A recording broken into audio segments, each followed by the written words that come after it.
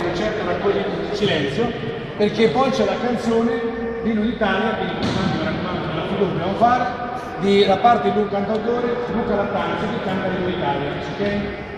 Detto questo, fisicamente siete tutti, grazie a Dio, abbastanza a posto, mettiamoci. Però Guida Meix stasera avete visto c'è, vieni qua, Baldoni e Filippo, venite qua. Allora, questo si funziona molto,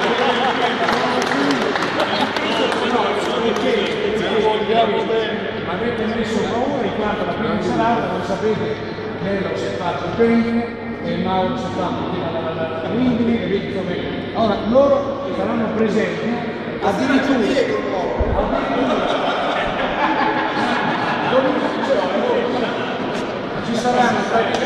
ci saranno praticamente Diego, ci sarà uno stand della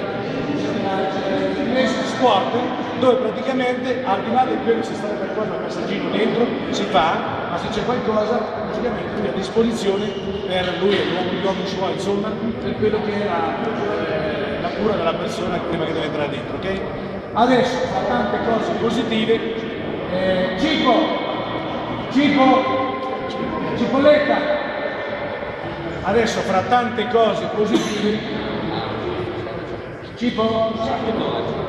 fra tante cose positive, ragazzi, purtroppo c'è anche negativa, e questo io ho sempre chiamato Cipo, e Arrigo 2, e purtroppo oggi Arrigo ci ha lasciato alle 10:30, e quindi un applauso per Arrigo.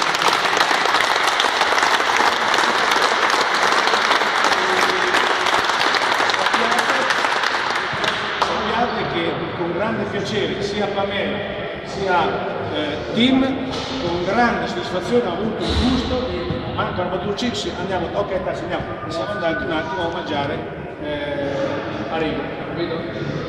Ok, i 2 minuti eccoli, mi sembra che altro non è libero, poi quest'altro si vede.